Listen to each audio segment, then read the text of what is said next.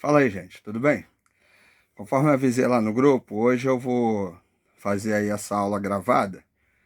Coisa rápida, né? Mas só pra gente, né, continuar o conteúdo, né, não perder o embalo aí do assunto que a gente vem trabalhando. Que é a questão da hermenêutica, né? As várias maneiras de fazer hermenêutica. E hoje, até segunda-feira, a gente não teve aula pelo Zoom de hebraico. Eu queria usar um exemplo com hebraico. E aí até ajuda, né, a exemplificar. Eu tenho dito para vocês que o estudo do hebraico nos ajuda na exegese, na tradução, e ainda que a gente não consiga dominar, né, a língua hebraica, aquilo que a gente vai sabendo, mesmo o alfabeto, isso nos ajuda. Por exemplo, muitos dos salmos, eles usam, né, o alfabeto hebraico, uma espécie de acróstico, né? Até algumas bíblias em português vem escrito lá no final Aleph, Beit, Gimel, né, Dalet, que são as letras do alfabeto hebraico. Então, alguns salmos em hebraico, as primeiras letras de cada estrofe, de cada verso, eram escritas em hebraico. Então, isso para a gente nos ajuda a entender a estrutura. Fora isso, a questão dos números, né, que a gente sabe que os números em hebraico eram relativos às letras do alfabeto. Até na segunda-feira eu mandei para o pessoal que faz hebraico material falando sobre isso.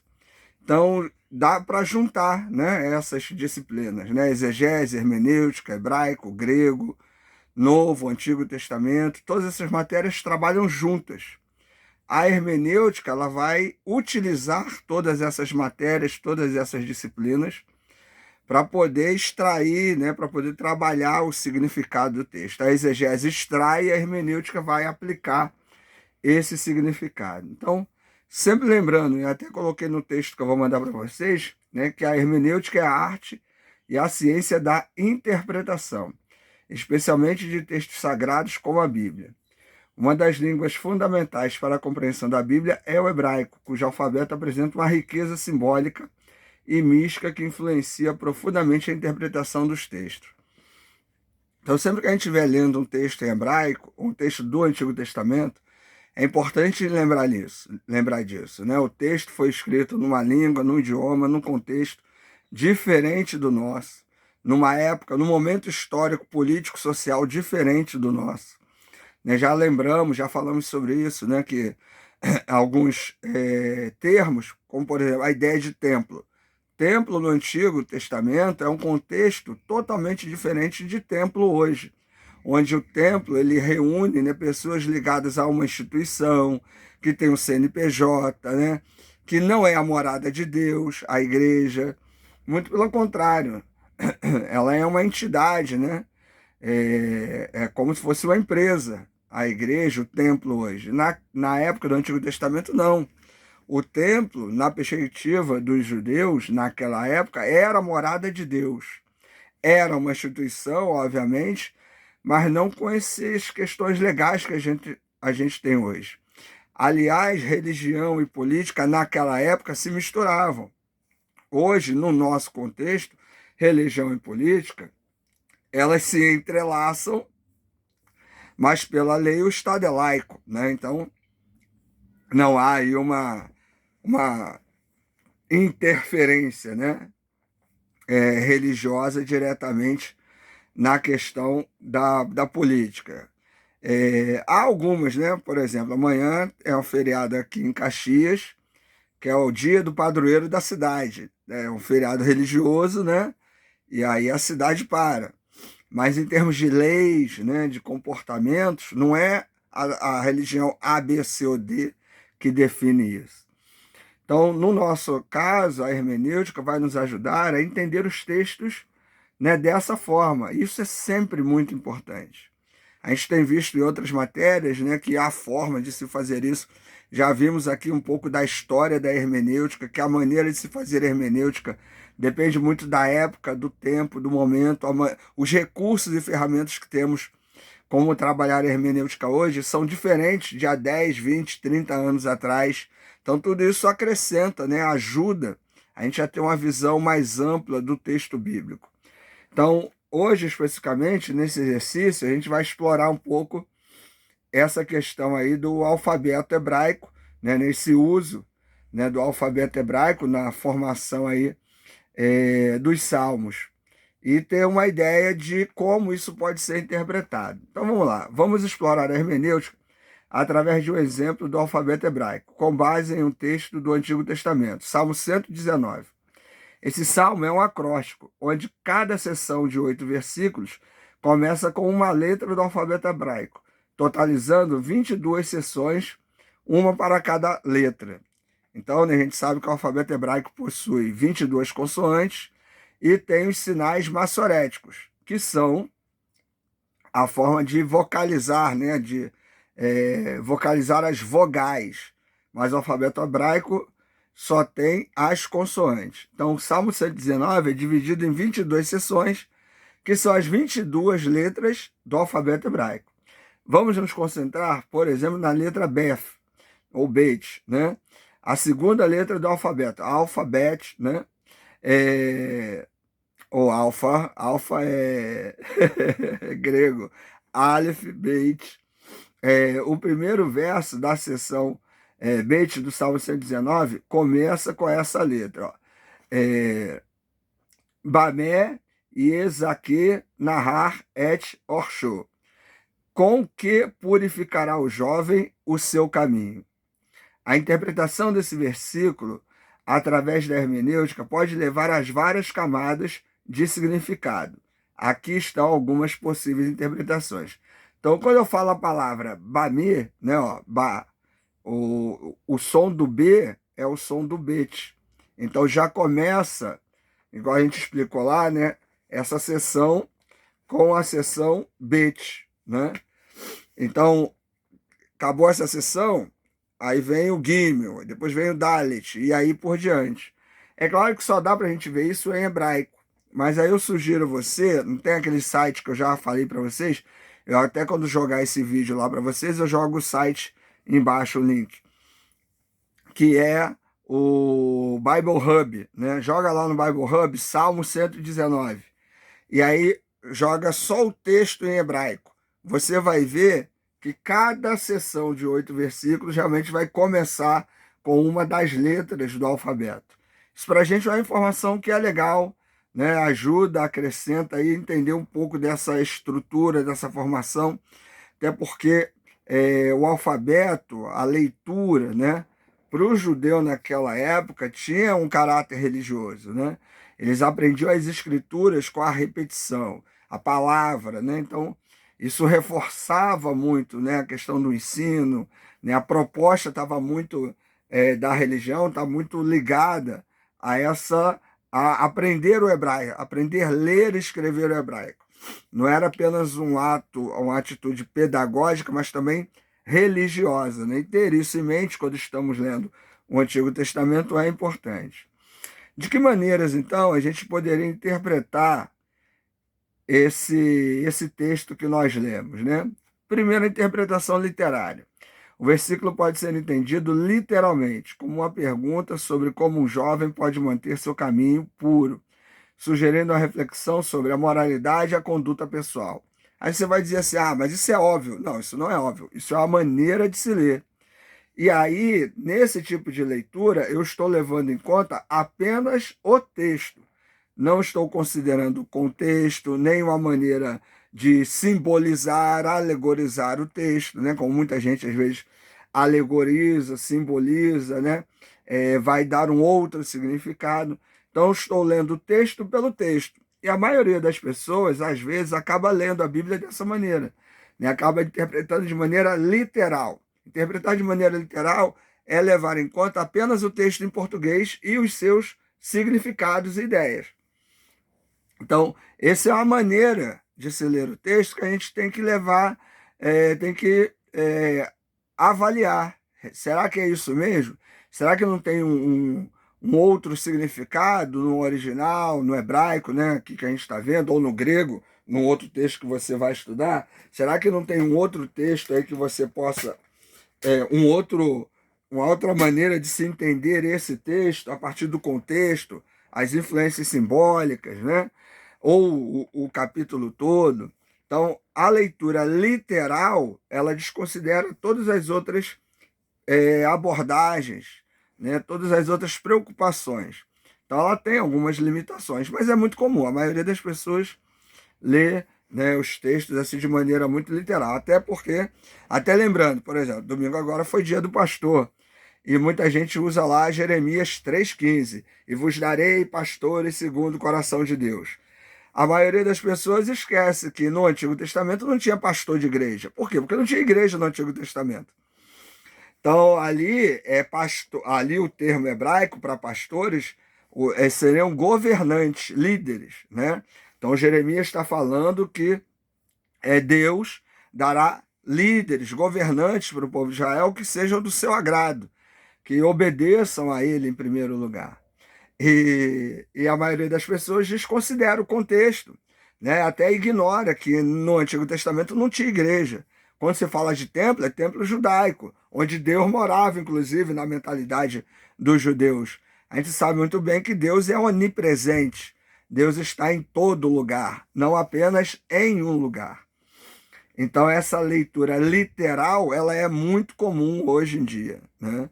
Então, a gente precisa estar atento a esse tipo de abordagem. Segundo, a interpretação simbólica, né? A palavra caminho pode ser interpretada simbolicamente como a jornada espiritual de alguém. Nesse contexto, o versículo pode ser visto como uma questão sobre como uma pessoa pode purificar seu caminho espiritual, buscando a sabedoria e a orientação divina. Aí você fala, Ricardo, é isso aí, pô. E não é não? Isso está falando, né? O caminho espiritual, a vida espiritual. Em português pode até parecer, numa leitura isolada pode até parecer. Lembrando, né? Sempre conversa sobre isso, que todo texto ele é polissêmico, ele tem vários sentidos. Então, qualquer coisa pode significar qualquer coisa, dependendo do leitor. Então, tome cuidado, né, da maneira como você aborda. Essa interpretação simbólica, qual é o perigo dela?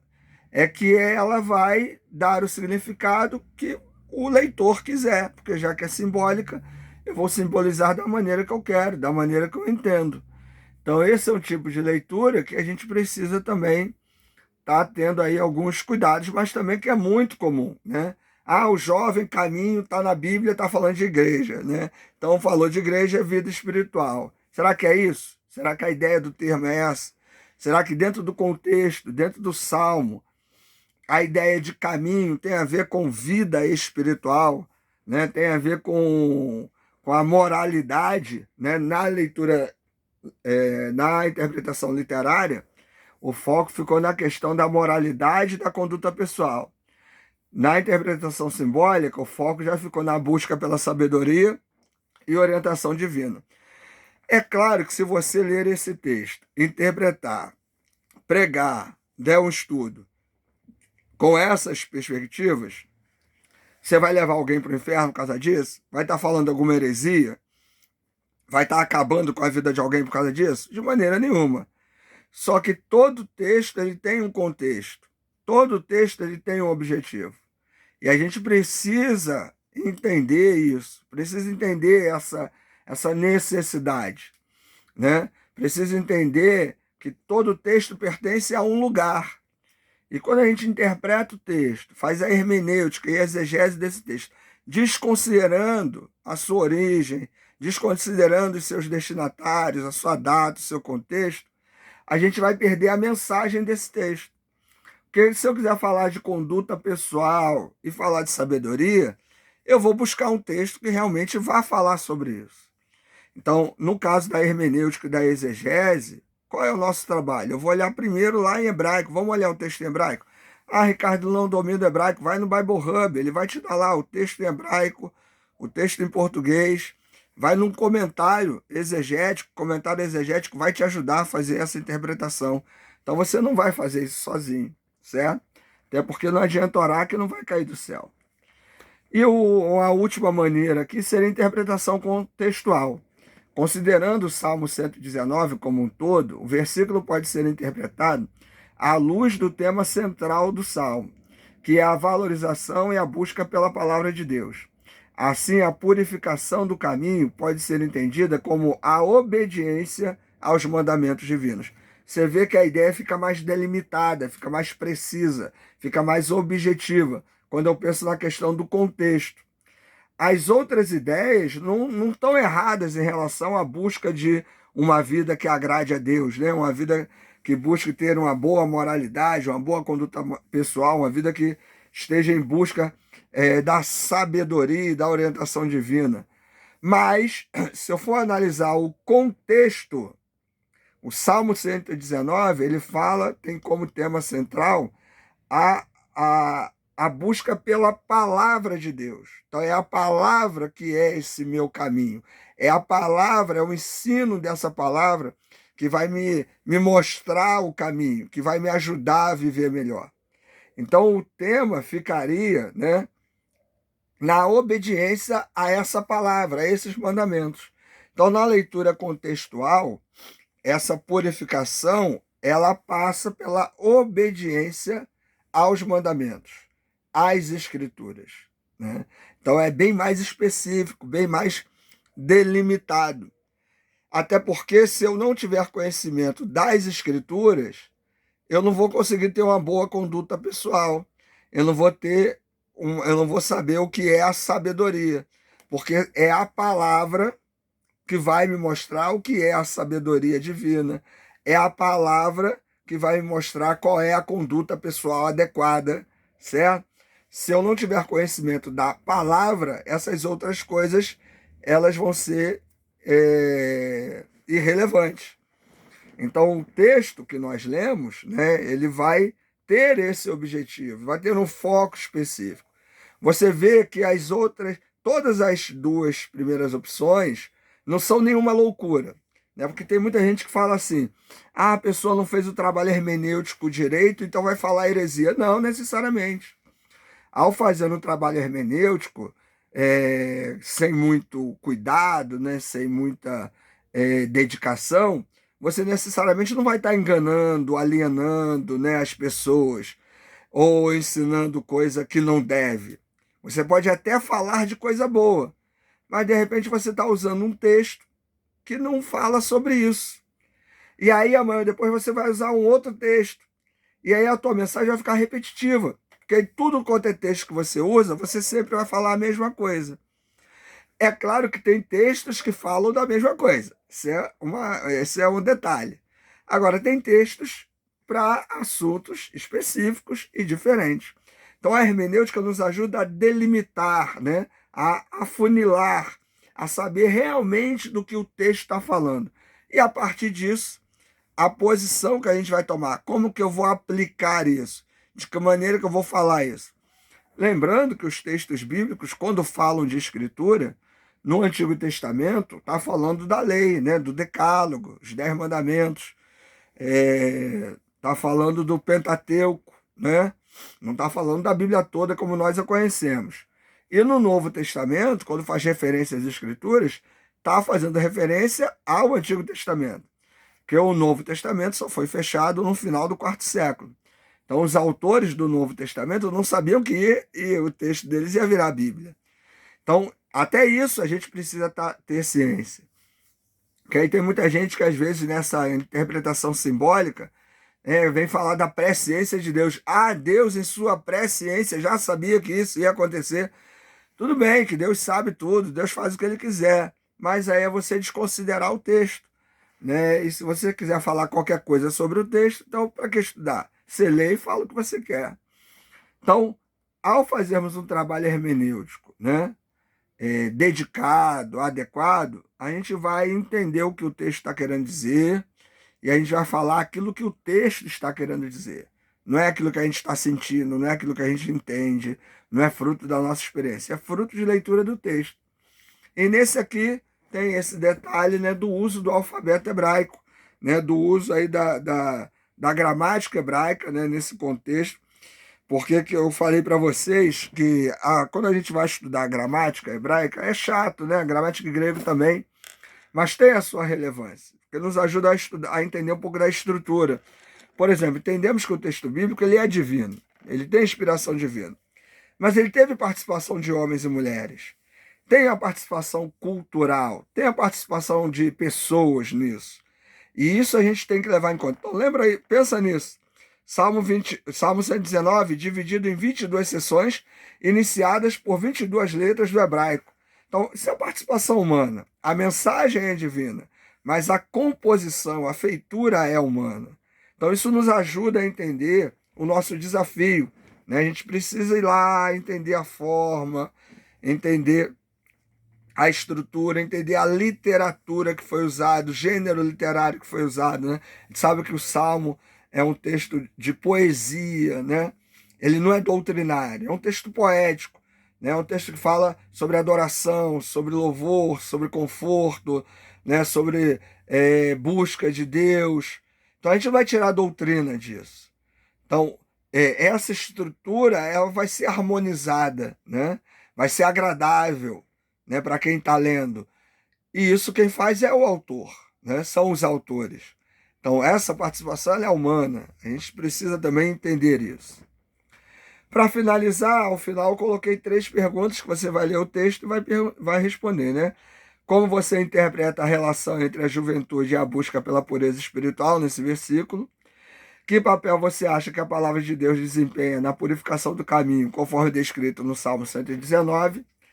E como a compreensão da letra Bef do alfabeto hebraico influencia a sua interpretação deste versículo, né? Então, dá a revisada na aula, dá a leitura aí no versículo, no texto, dá a lida no versículo, né? No contexto do versículo, e aí vai te ajudar a fazer esse trabalhinho aí. Tá certo, gente? Então é isso, né? Hoje a gente não conseguiu ter essa aula aí pelo Zoom, mas eu espero aí que esse nosso breve bate-papo tenha ajudado, né? Te ajudado a lembrar da importância da hermenêutica, né? A gente já usou aí mais esses 3 exemplos aí de interpretação, né? A gente tem falado de algumas maneiras de interpretar o texto, né? Interpretação literária, simbólica e contextual. Eu diria para você que eu particularmente prefiro a contextual. É sempre importante entender o texto dentro do seu contexto. Ainda que a literária e a simbólica não te leve para a heresia, mas pode te desviar um pouco do objetivo central, né, do texto. E é sempre importante a gente chegar mais próximo possível ao que o autor queria dizer. E uma ferramenta importante para isso é o contexto. O que usarei para isso? Comentários exegéticos, introduções, né, ao Antigo Testamento, livros que vão me ajudar a entender a realidade em que aquele texto foi escrito. E aí a gente consegue ter essa visão do contexto em que um texto está inserido. Beleza, gente? Então é isso. Uma boa atividade aí para vocês. A gente vai se falando aí. Valeu? Abraço.